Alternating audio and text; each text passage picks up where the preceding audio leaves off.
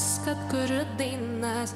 Kuo aš geresnė už kitas, tik dainininkė dar viena.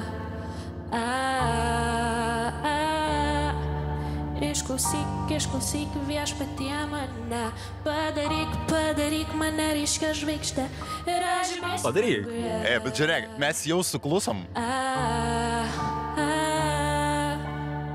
O jeigu mane lemta skristi, tai atims sparnus. Bet vieną kartą leis patirti, koks kitas dangus. Tuomet ramiai galėsiu kristi, į dugną kristi.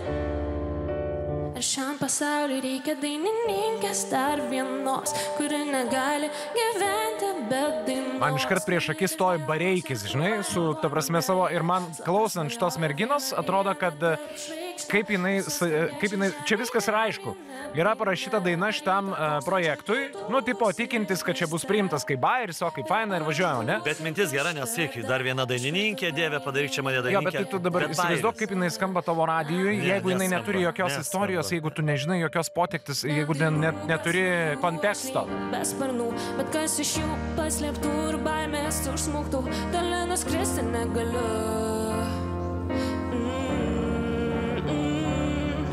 Kas išgirs, kasgi mano dainas išgirs, kas dainuoja su manim ir kas man plos išvis, taip durnių motina viltis.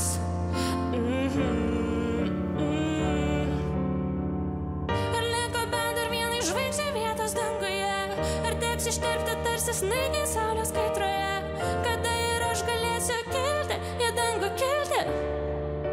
Ar šiam pasauliu reikia dainininkės dar vienos, kuri negali gyventi be dainos, kuri kasdieną koncertuoja vonioje, slapta svajoja vieną dieną tapt žvaigždę, ar suskambės šią žemėje dar viena daina, ar jį tarp tūkstančio kitų bus išgirsta. Bet man čia galim ieškot, knistis, prisignis, nu tiesiog, ne, viskas. Kažkas daugiau nei dainininkė dar viena, na.